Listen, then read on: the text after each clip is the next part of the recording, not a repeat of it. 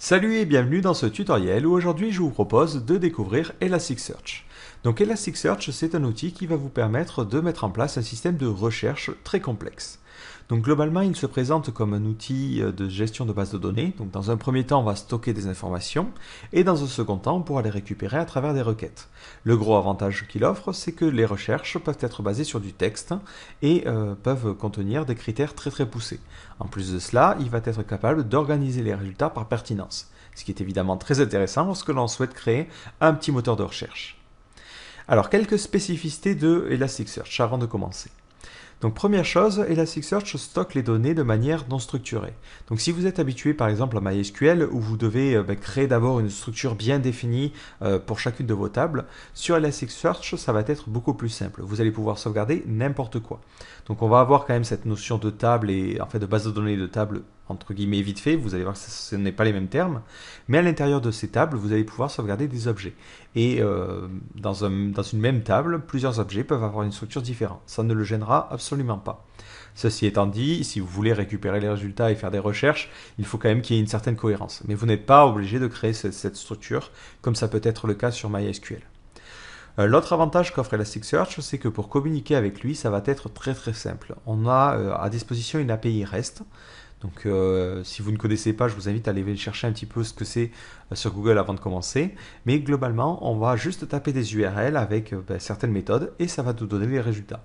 Vous allez voir, on n'a rien de très compliqué à configurer pour être prêt à fonctionner avec Elasticsearch. Et enfin, on a la possibilité de le distribuer et de le gérer au niveau du réseau. C'est-à-dire qu'on peut avoir plusieurs instances d'Elasticsearch qui fonctionnent et qui communiquent ensemble pour obtenir des résultats beaucoup plus rapides. Donc nous, dans notre cas, le but ici, c'est juste de découvrir l'outil. Donc on ne va pas forcément aller sur ces notions très poussées. Je vous en parlerai un petit peu, mais on va juste avoir une seule instance qui va tourner. Alors, maintenant que je vous ai mis l'eau à la bouche, on va pouvoir commencer. Donc la première chose à faire, c'est de télécharger Elasticsearch. Donc Elasticsearch fonctionne avec Java. Du coup, il fonctionne sur tous les systèmes d'exploitation qui sont capables de faire tourner Java. Donc autant dire quasiment tous. Donc vous téléchargez Elasticsearch, vous allez tomber sur cette page-là où on vous propose différentes versions. Donc nous, on va prendre la version zip, tout simplement parce que je suis sur Windows. Et Windows, si on lui demande d'ouvrir autre chose que les zip, il galère un petit peu. Une fois que vous l'aurez, vous pouvez ouvrir ce zip-là et on se retrouve avec Elasticsearch. Donc moi, je vais le déplacer ici n'importe où sur mon système. Voilà. Et pendant qu'il se déplace, une petite précision concernant Java. Pour que ce logiciel fonctionne, évidemment, il faut que Java soit installé correctement sur votre système. Donc ça sort un petit peu du cadre de cette vidéo-là, mais globalement, il vous suffit d'avoir Java JRE et de configurer la variable Java Home. Voilà, donc là, le dossier a fini de s'installer. Je vais le renommer pour qu'il soit un petit peu plus simple à atteindre en ligne de commande. Et on est prêt. Donc si vous souhaitez lancer Elasticsearch, il vous suffit d'aller dans le dossier Elasticsearch, ensuite d'aller dans le dossier bin et de lancer la commande Elasticsearch. Et automatiquement, votre serveur va être démarré. Ensuite, si vous voulez l'atteindre, il vous suffit de taper au niveau de votre navigateur localhost de point 9200 parce que par défaut, il démarre sur le port 9200. Si vous essayez de charger cette page-là, automatiquement, vous allez tomber sur un résultat JSON. Donc l'API vous dit, bon ben voilà, je suis sur le serveur, mais pour l'instant, tu m'as rien demandé, donc je te renvoie juste le statut. Donc ce que l'on va faire, c'est on va essayer de communiquer avec ce serveur-là. Donc pour communiquer, ça utilise une API REST. Donc vous avez plusieurs outils qui vous permettent de communiquer simplement. Nous, ici, on va utiliser une extension Chrome qui s'appelle Sense. C'est une extension qui a l'avantage d'offrir un petit peu d'autocomplétion avec Elasticsearch. Donc ça va être un petit peu plus simple pour travailler. Alors, lorsque l'on souhaite créer de nouveaux enregistrements, il suffit d'utiliser la méthode post et d'appeler une URL qui ressemblera à ceci. On va mettre graphic.art suivi de tutoriel. Alors, le premier élément, c'est ce que l'on appelle l'index. Si vous voulez, l'équivalent sur MySQL, ça serait une base de données. Ensuite, ici, on a le type. En fait, c'est le type de contenu. C'est l'équivalent sur MySQL d'une table. On n'a pas besoin au préalable de créer ces objets-là, ils vont être créés de manière automatique. Et ensuite, dans notre requête, on va mettre un JSON qui va contenir les informations que l'on souhaite sauvegarder. Donc nous, par exemple, on va mettre un tutoriel qui va avoir le titre, allez, YouTube, Data API. Ensuite, on peut mettre d'autres précisions, on va dire, bon, ben, je mets une catégorie. Catégorie, ça sera un tutoriel PHP. Je peux préciser aussi un tableau, c'est-à-dire que je peux lui donner des tags, et lui dire, bon ben attention, ce champ-là, ça sera un tableau qui contiendra plusieurs tags. YouTube, Data, ou API, et PHP par exemple. De la même façon, on peut avoir aussi des champs un petit peu plus complexes. On peut avoir des champs qui sont basés sur la géolocalisation, on peut aussi avoir des chiffres. Par exemple, on va mettre duration de point, allez, 600 secondes.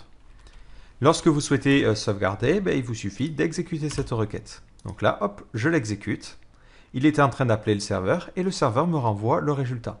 Au niveau de mes lignes de commande, ça a réagi. Il a créé l'index, parce que ben, l'index, il ne le connaissait pas. Et ensuite, il a rajouté mon tutoriel à l'intérieur. Au niveau du résultat, j'obtiens un ID qui est automatiquement généré. C'est un petit peu l'équivalent des clés primaires en auto-increment, sauf qu'elle est un petit peu plus bizarre. Il nous retourne l'index et le type. Voilà, GraphicArt tutoriel comme je l'ai demandé. Alors je vais en enregistrer un nouveau. On va l'appeler Facebook API. Ce sera aussi un tutoriel PHP, mais qui concernera Facebook. Voilà, et on va mettre un petit peu plus court. Il durera 60 secondes. Et j'exécute. Donc à chaque fois, ça crée un nouvel enregistrement. Et enfin, on va en faire un dernier qui n'aura plus de rapport avec les autres. On va l'appeler InDesign. Hop, ça sera un tutoriel sur InDesign. Et les tags, ça sera InDesign, hop, et CV. Et on va mettre une durée un petit peu plus conséquente. Hein. Allez, on va mettre 180 secondes. J'exécute et on va faire un autre enregistrement sur, allez, sur Composer.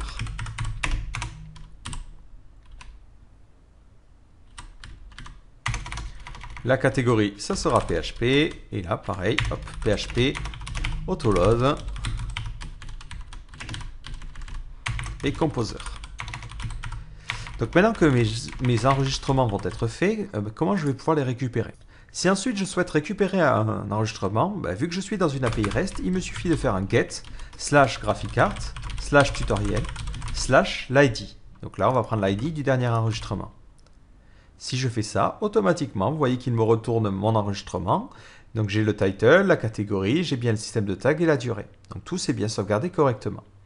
Alors d'ailleurs, si jamais vous voulez récupérer et voir un petit peu plus visuellement ce qu'il y a dans votre système, vous avez la possibilité d'installer un petit plugin. Donc nous, on va l'installer tout de suite pour qu'on ait un retour sur ce qui se passe. Donc pour lancer ce plugin-là, il suffit de lancer cette commande-là. Donc nous, on va arrêter notre serveur. Ne vous inquiétez pas, hein, si vous l'arrêtez, les données ne sont pas perdues. Donc il me dit que la commande n'est pas connue. Alors c'est tout à fait normal, il ne faut pas paniquer. Je suis sur Windows et sur Windows, c'est un anti-slash ici.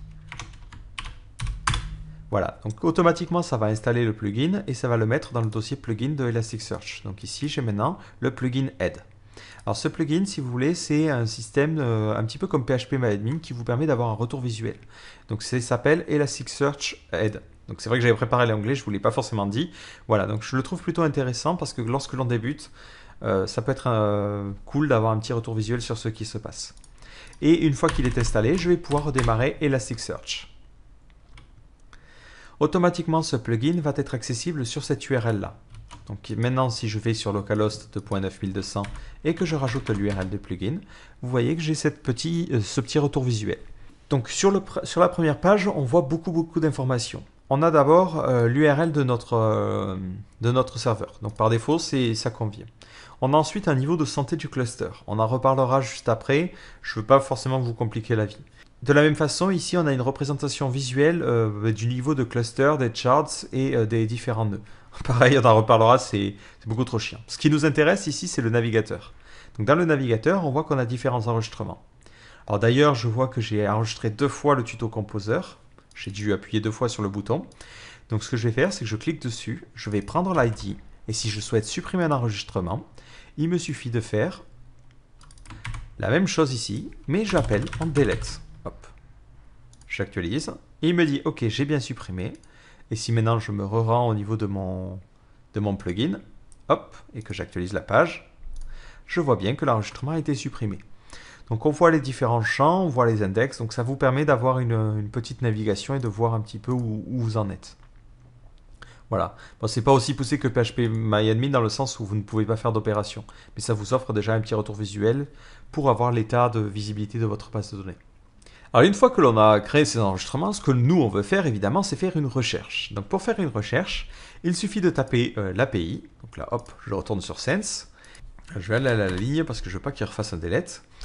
Il suffit d'appeler en post la page qui correspond à votre index. Donc nous, c'est graphical/tutoriel. Alors sachant qu'on peut faire des recherches globales, on en reparlera juste après, mais nous, en général, lorsqu'on va faire une recherche, c'est sur un type de contenu particulier. Et ensuite, je vais mettre _search. Lorsque j'appelle cette requête en post, il faut que je lui passe en paramètre la requête que je souhaite faire. Donc on va pour l'instant faire une requête très simple. On va lui dire, hop, qu'on veut faire une requête, un query. Et dans ce query, alors hop, faut faire gaffe, c'est du JSON, je vais mettre un match all. Le match all permet de dire, bon ben je veux récupérer tous les résultats. Si j'appuie sur lecture, vous voyez que j'obtiens un gros JSON. Alors on a tout d'abord des informations sur la requête. Le temps que ça a pris, le nombre de charts qui ont été récupérés, les hits, donc c'est en général ce qui va vous intéresser, c'est les enregistrements qui ont été récupérés. Vous avez au tout début le nombre total, ça va être très utile lorsque l'on va faire une pagination. Le score maximum, ça c'est pour l'histoire de pertinence. Et après vous avez vos enregistrements les uns après les autres dans un gros tableau. Voilà. Donc vous voyez que c'est très très simple. Maintenant, évidemment, vous dites, ok, t'es bien gentil, mais moi, ce qui m'intéresse, c'est de faire des recherches. Alors, si vous souhaitez avoir un petit peu plus d'informations, c'est toujours intéressant de savoir où c'est dans la documentation, il vous suffit d'aller dans les produits Elasticsearch. Vous allez ensuite aller dans Learn et la doc. Au niveau de la doc, vous allez dans la partie référence qui va vous donner toutes les informations. Alors, c'est organisé un petit peu particulièrement. Nous, ce qui nous intéresse ici, c'est de faire des requêtes. Donc, c'est le query DSL. Lorsque vous faites des requêtes, vous avez deux options. Soit vous faites des filtres, soit vous faites des requêtes. Les filtres vous permettent de dire, par exemple, je veux que les contenus qui ont un ID qui correspondent à ça, qui ont une durée supérieure à telle durée. Les requêtes, c'est plus lié au texte. Donc, nous, c'est ce que l'on veut faire ici. Donc, par exemple, on va commencer par le début, et juste pour vous montrer comment on lit la documentation. Donc, ça vous donne la requête comme ça. Donc, c'est ce que vous allez devoir envoyer au niveau du serveur pour récupérer le résultat. Donc là, par exemple, c'est un match qui prend en premier le nom du champ et ce que ça doit récupérer. Donc on va faire un petit essai tout de suite. Hop. Donc dans les résultats, on va se les mettre... on va se mettre comme ça. Hop. Donc là, on va lui dire, bon, ben, sur cette requête, je veux faire un match. Voilà, et ça ressemblait à quoi? Hop. Ok, après c'est un objet. Donc c'est très très simple. Je vais lui dire, je veux que le title match, par exemple, Facebook. Si j'exécute cette requête, hop, je vois que j'obtiens un résultat, c'est celui qui correspond. De la même façon, si je tape API, hop, il va me donner cette fois-ci deux résultats. Il va me trouver Facebook API et YouTube API. Vous voyez au passage que pour chacun des résultats, il me donne un score. Il me donne un score qui correspond en fait au niveau de pertinence. Alors on a une légère différence entre les deux parce que celui-là a le mot API un petit peu plus tôt par rapport à celui-là. Du coup, il est plus pertinent selon lui. Donc vous avez des tonnes et des tonnes de possibilités au niveau des recherches. Voilà, tout ça, c'est des manières de rechercher différentes. Alors une autre manière qui est intéressante, c'est le query string. Le query string vous permet de dire, je cherche ce mot-clé. Donc par exemple, on va faire un petit essai, je cherche PHP. Donc on va mettre query string. Et on va lui dire, hop, alors là c'est un sous-objet encore une fois, qu'on va faire une requête sur le mot-clé PHP. Il me trouve cette fois-ci 3 enregistrements et il me les classe par pertinence. Donc le premier qui tombe, c'est le tutoriel Composer parce qu'il a la catégorie directement PHP et dans les tags, PHP arrive en premier. Du coup, hop, ça tombe beaucoup plus rapidement. Après, l'avantage, c'est qu'on peut aussi lui préciser les champs que l'on souhaite affecter. Donc on va dire par exemple, je veux les champs qui s'appellent, je veux que tu fasses la recherche sur la catégorie. Donc là, on va mettre fields catégorie. Hop, et dans ce cas-là, il ne fera une recherche que sur la catégorie. Donc il me donne le même nombre de résultats parce que tous les tutoriels appartiennent à la catégorie PHP. Alors ce que je vais faire, c'est que je vais juste faire un petit changement. Je vais changer le tutoriel concernant Facebook. Donc pour changer un enregistrement, il faut prendre son ID. Donc on le prend ici. Il faut appeler la méthode en put. Donc put /graphicarts/tutorials/l'id.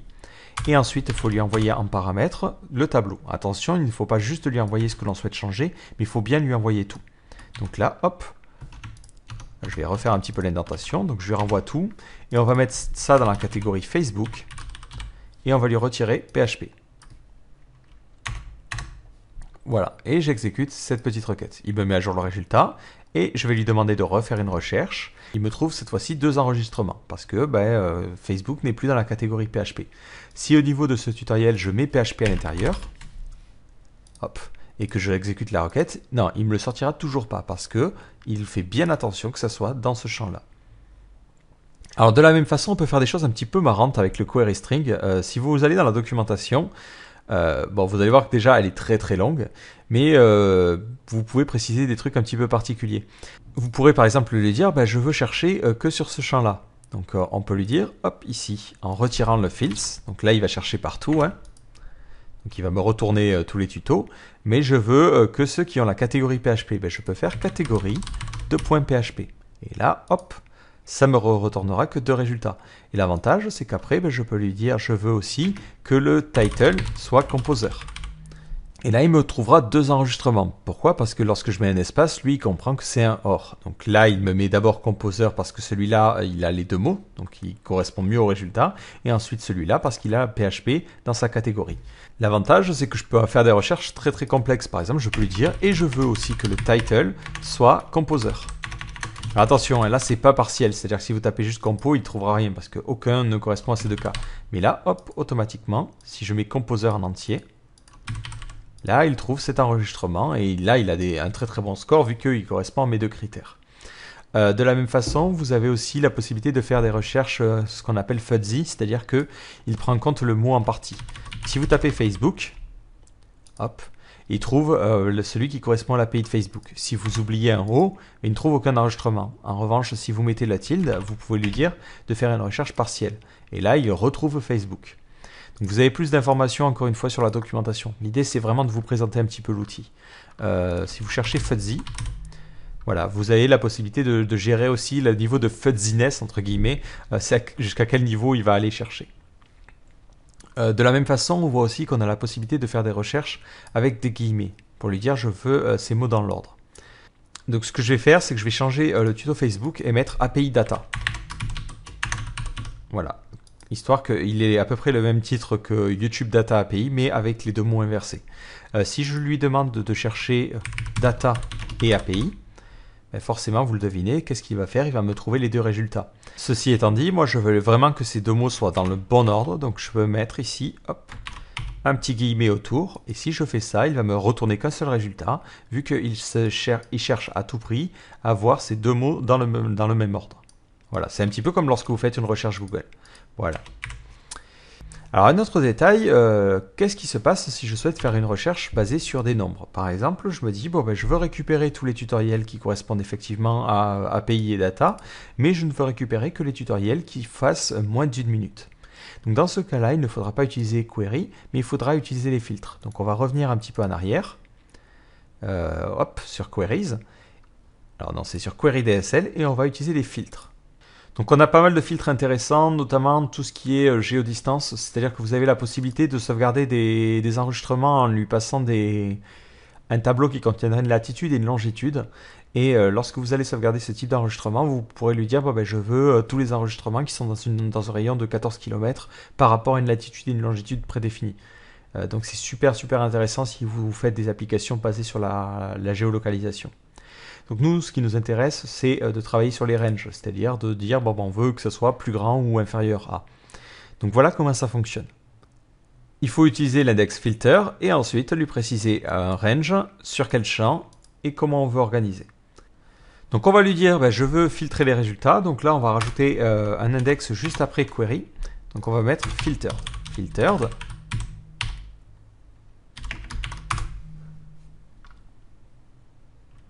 On utilise un filtre pour la query. Donc là, ça commence à être le bordel. Hop.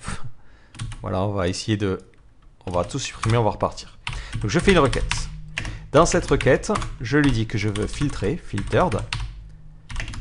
Je vais avoir un premier filtre sur la requête, query, où là je vais dire que j'ai un query string on avait dit que c'était data API. Donc on va mettre query de point data API, peu importe le champ. Voilà, je ferme cette accolade. Je ferme ensuite mon query. Je mets un virgule, une virgule, et après je vais lui mettre le filtre.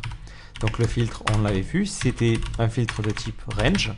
Et sur le range, on veut que la duration soit greater, alors soit supérieure ou égale à 60. Donc on va mettre, ou inférieur à égal. Alors inférieur, c'est lighter. LTE, lighter than or equal. Si vous cherchez, c'est dans la partie range. Si vous cherchez, c'est là. Hein. Je ne l'invente pas, il suffit vraiment d'aller sur la documentation. Il y a pas mal de fonctionnalités. Et ici, du coup, je vais lui dire, bon ben je veux que ce soit inférieur ou égal à 1 minute. Et après, hop, je ferme toutes mes accolades sans me planter. Voilà, donc en général, il ne faut pas avoir peur et vous allez vraiment vous retrouver avec des objets assez bourrés. Si j'exécute la requête, ce coup-ci, il ne me trouve qu'un enregistrement. Parce que l'autre a une durée qui est supérieure à 60 secondes. Si je tape 1000, ben là, dans ce cas-là, il va bien me trouver les deux résultats. Voilà, donc c'est un exemple parmi tant d'autres, mais vous avez la possibilité, comme ça, de mettre en place des recherches en vous basant sur des critères qui ne seraient pas que du texte.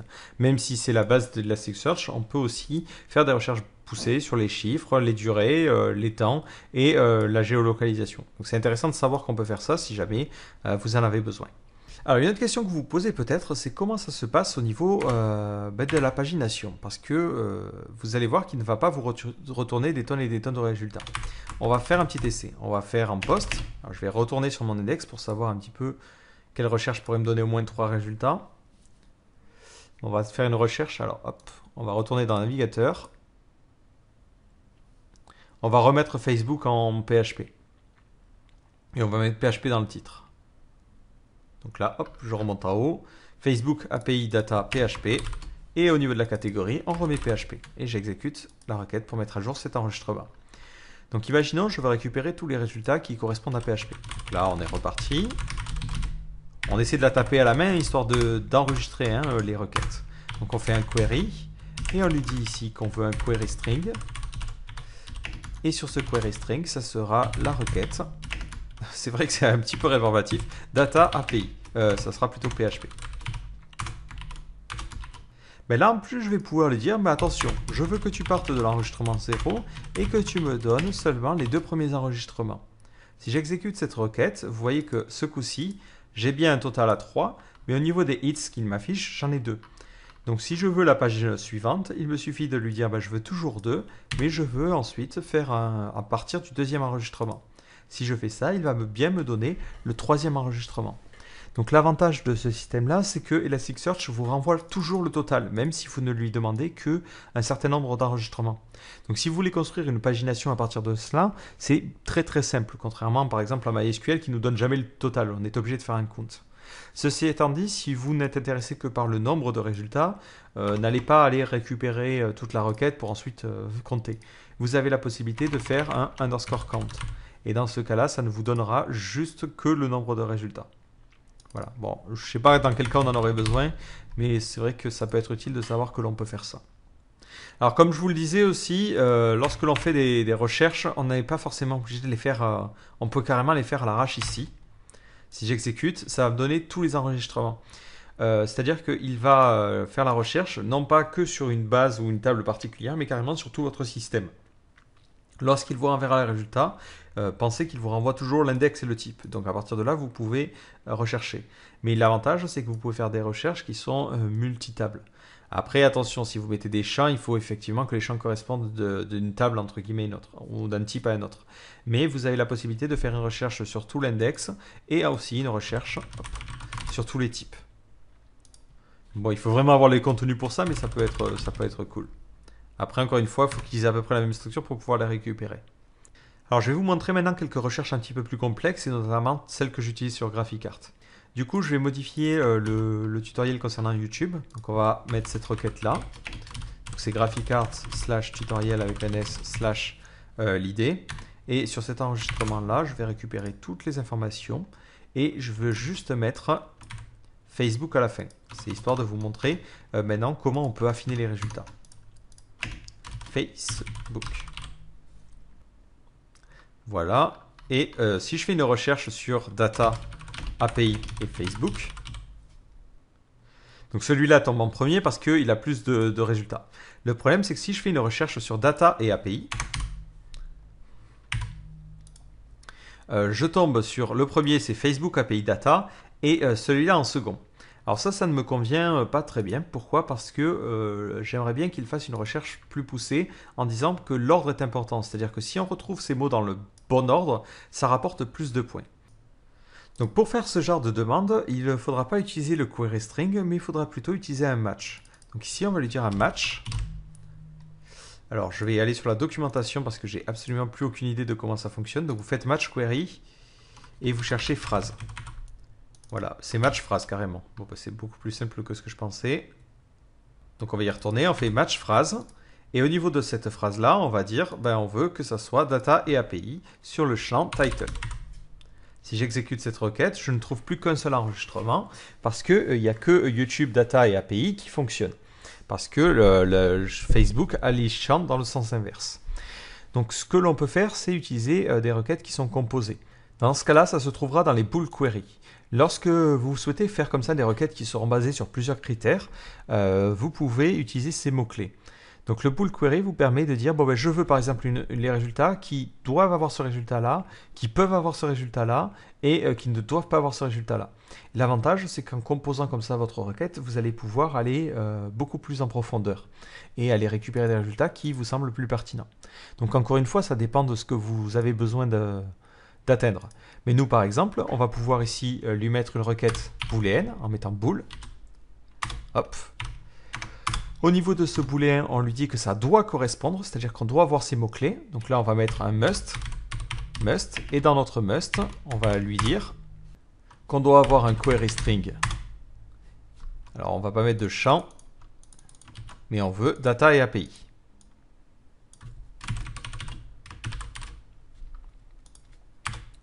Voilà, donc là, on a fini notre must, et on va rajouter un should. Donc le should permet de dire, bon, ben, on voudrait aussi ces résultats-là, c'est mieux s'ils les ont, donc ça influe sur le score, mais s'ils les ont pas, c'est pas très très grave, ça reste quand même dans les résultats.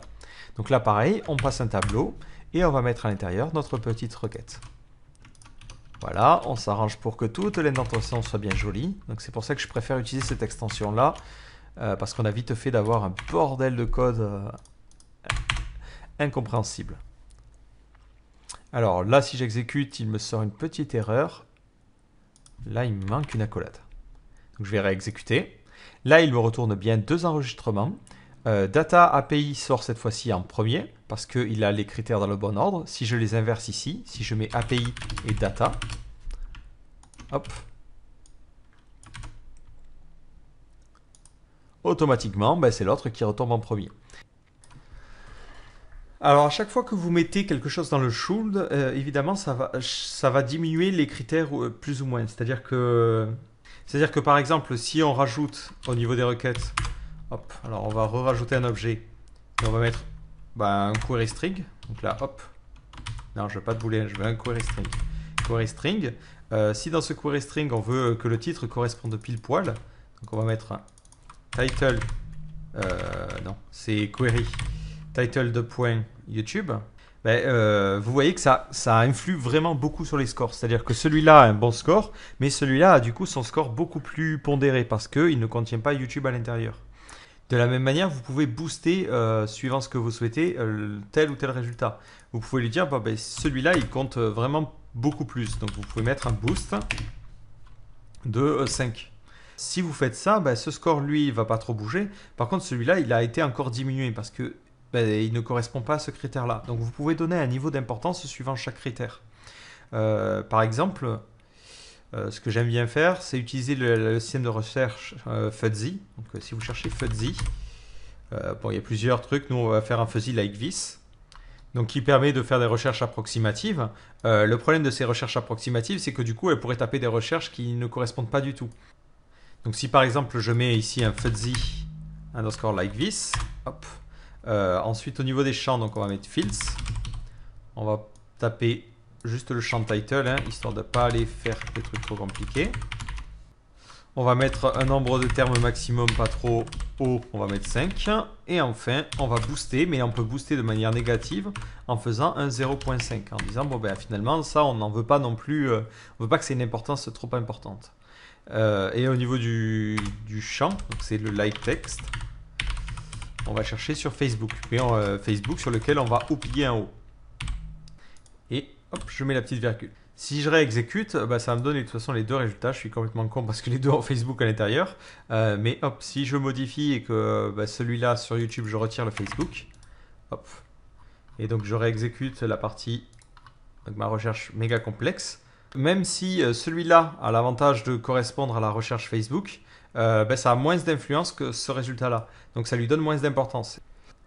Donc ça, donc gérer le boost peut être utile. C'est notamment utile si vous mettez tout dans le should. C'est-à-dire qu'au lieu de mettre le must, si vous mettez ici la première requête dans le should, lorsque vous en avez plusieurs comme ça, pour qu'il sorte un résultat, il faut au moins qu'il corresponde à un de ces trois critères. Donc nous, si on met Facebook en se plantant dans les trois, hop, il y en a un seul qui va tomber, c'est effectivement celui-là, parce que celui-là correspond à nos critères. Et si j'actualise, il tombe bien sur Facebook API. Et celui-là rapporte très très peu de points. Par contre, si j'ai un tutoriel qui a Facebook dans le nom, on va dire que celui-là va avoir Facebook, ben celui-là, il faut quand même qu'il sorte en premier. Donc comme ça, de mettre en place ce système de score permet d'influencer et de ne pas dire que celui-là devra sortir en premier, parce qu'il a moins d'importance que celui-là. Si jamais vous souhaitez modifier le comportement, donc là on va mettre n'importe quoi pour que ça tombe jamais dessus, mais si vous mettez ici un boost à 0.2, les résultats sont beaucoup plus proches parce que ce terme-là qui avait beaucoup d'importance, qui avait une importance de 1, ben maintenant il a quasiment plus d'importance. Une dernière chose concernant les performances. Plus vous mettez de recherche, évidemment, plus ça va être lourd en termes de performance. Ce que vous pouvez faire, c'est gérer un système de scoring après coup. C'est-à-dire que lui dire, bon ben je veux que tu fasses ta recherche. Par contre, par exemple, l'ordre de la phrase, on s'en fiche. C'est-à-dire que ça intervient dans le calcul du score, mais ça n'intervient pas dans l'ordre de récupération des résultats. Si je reviens à mon cas, donc on avait mis Data API, on va mettre Data API pour les deux. Data API.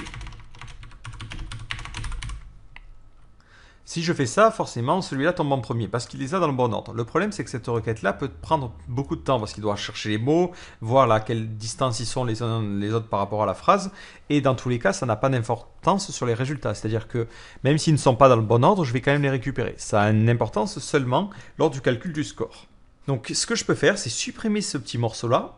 Hop. Donc là, si je réexécute, il me trouve les résultats, mais pas forcément dans le même ordre. Et lui dire sur les résultats que tu trouves, refais le calcul.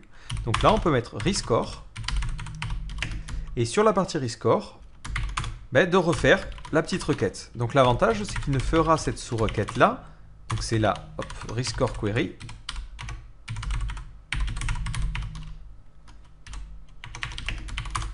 Et là, on met à l'intérieur voilà, notre petite requête. Il ne fera notre recalcul du score que sur les résultats qu'il aura au préalable trouvés. Du coup, ça permet de limiter un petit peu l'impact sur les performances. Et là, il me ressort bien Data API en premier. Donc, il fait d'abord cette recherche-là. Et sur la recherche qu'il a fait, il va ensuite lancer ce recalcul du score. Ce qui permet de retrouver des résultats.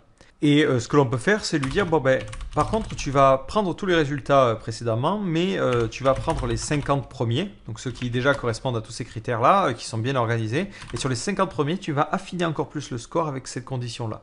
Ce qui permet de mieux organiser sans forcément aller faire ça sur les milliers et les milliers de résultats que vous allez trouver.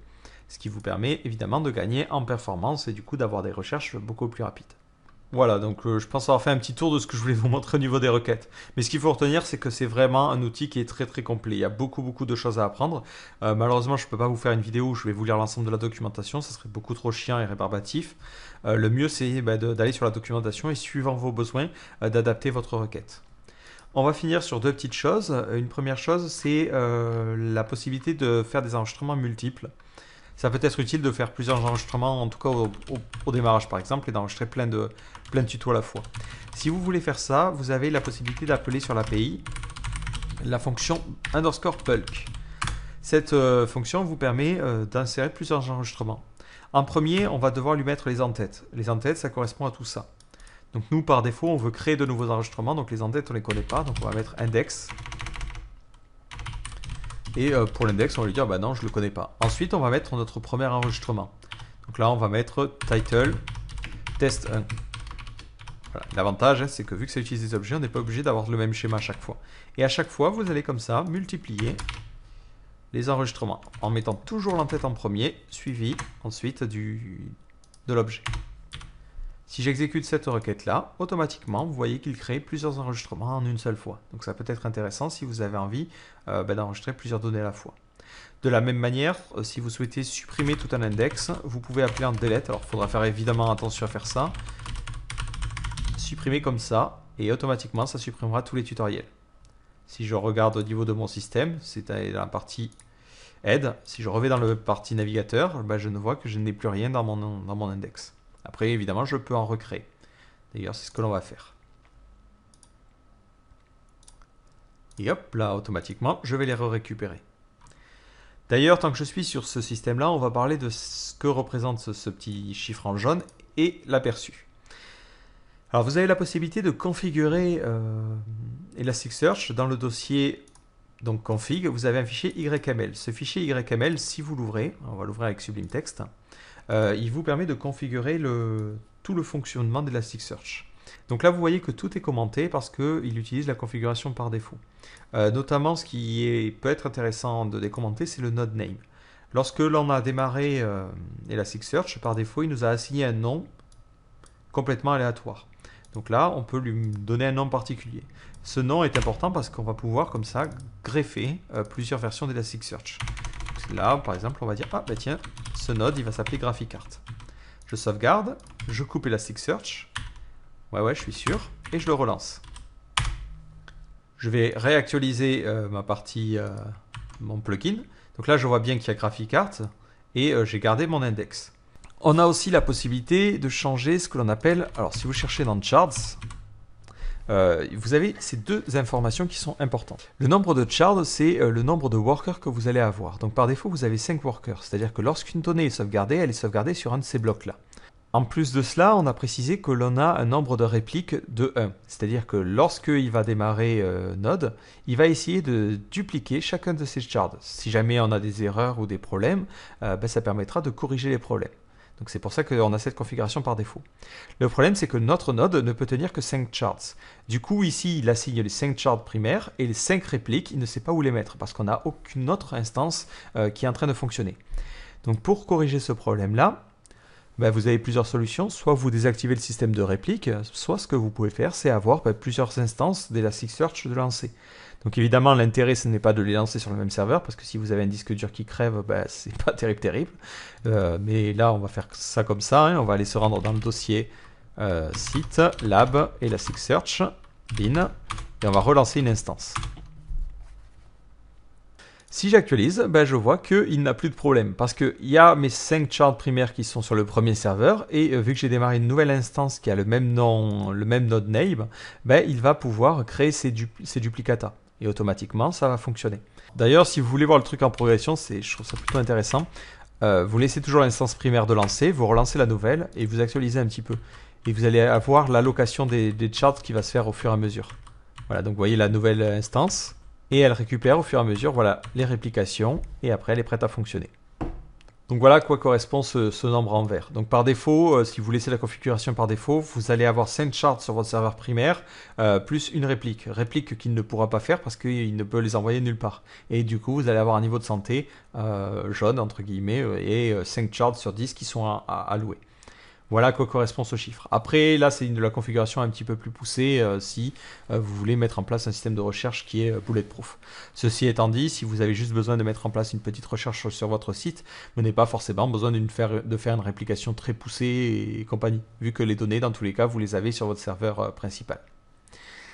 Alors une question qui peut être posée, c'est comment on peut mettre en place un tel outil avec nos sites web actuels qui fonctionnent avec PHP et MySQL. Alors l'idée, ce n'est pas d'utiliser Elasticsearch comme une base de données principale. Ce que l'on va faire, c'est qu'en général, on va relayer notre base de données MySQL à Elasticsearch. dans le sens où on va sauvegarder des informations. Si par exemple j'ai des produits dans ma boutique et ces produits ont des tags, ils appartiennent à des catégories, ils ont différentes versions, différents prix. Ben, ce que je vais faire, c'est que je vais aller créer des objets, par exemple depuis mon site en PHP, et ces objets, je vais aller les sauvegarder dans Elasticsearch. À chaque fois que je modifie quelque chose sur mon site, je vais aller le porter sur Elasticsearch. Donc je vais faire une synchronisation des objets. Chose que vous pouvez faire en synchronisant par exemple avec les ID. Lorsque je crée un nouvel enregistrement, donc ici, lorsque je fais mon post pour créer mon nouveau tuto, ben, je vais lui dire ce tuto, moi j'ai déjà un ID dans ma base de données MySQL, c'est 3. Si je sauvegarde ça, je vais tomber sur une petite erreur. Il va me dire non, ça ne fonctionne pas parce que je ne peux pas manuellement modifier l'ID. L'ID correspond à autre chose. Voilà moi celle que je te l'ai définie et toi tu me demandes 3, ça ne fonctionne pas. Alors pour remédier à ce problème-là, ce que l'on peut faire, c'est carrément utiliser le système de bulk. Au niveau du bulk, à l'intérieur de l'index, il m'autorise à modifier les parties qui sont dans l'entête. On peut modifier notamment... Et du coup, ce que je vais faire, c'est que je vais lui dire, pour cet enregistrement-là, je veux que tu me mettes l'ID 3. Et là, on va mettre tutoriel 3. Et c'est les deux seuls enregistrements que je vais faire. Si j'exécute cette requête-là, je vois que ce coup-ci, il m'a bien laissé enregistrer mon tutoriel. Si je regarde au niveau de mon système, alors j'ai fait plein d'enregistrements pour tester, si j'actualise, et que je regarde dans le tutoriel, j'ai bien le tutoriel qui a l'ID 3. L'avantage, c'est que c'est beaucoup plus facile à retenir et c'est beaucoup plus simple de faire la liaison avec MySQL. Étant donné que maintenant, lorsque je vais l'enregistrement numéro 3, je peux demander en get slash tutoriel slash, alors c'est slash graphicscard slash tutoriel, et je vais prendre l'enregistrement numéro 3. Si j'exécute, je récupère cet enregistrement-là. Et ce que je peux faire, c'est facilement le supprimer lorsque, par exemple, je supprime au niveau de MySQL.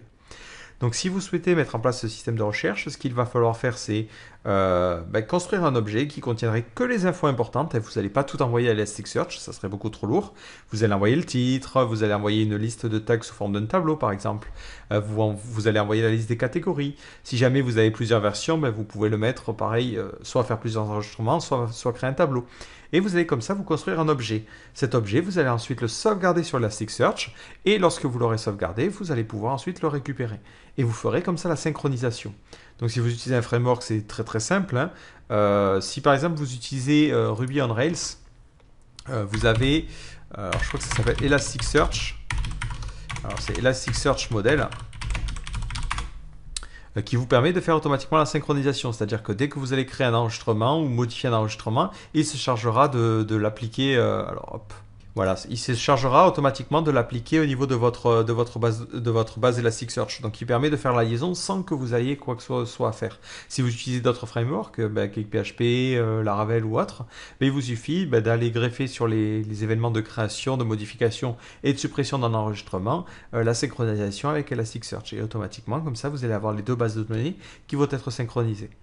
Ensuite, lorsque l'utilisateur fait une recherche, vous allez demander à Elasticsearch de faire la requête. Elasticsearch va vous renvoyer la liste des ID et à partir de cette liste-là, vous allez pouvoir récupérer les résultats depuis votre véritable base de données MySQL. Donc Elasticsearch, et dans ce cas-là, ce n'est qu'un intermédiaire en fait pour pouvoir effectuer les véritables recherches. Voilà, donc j'espère que ce tutoriel vous aura permis de mieux comprendre un petit peu le fonctionnement de cet outil-là. Donc on a juste survolé la surface, mais vous voyez que ça permet déjà beaucoup de choses en termes de possibilités. Après, à vous d'imaginer des utilisations possibles pour mettre en place des recherches beaucoup plus poussées que la simple recherche full text de MySQL.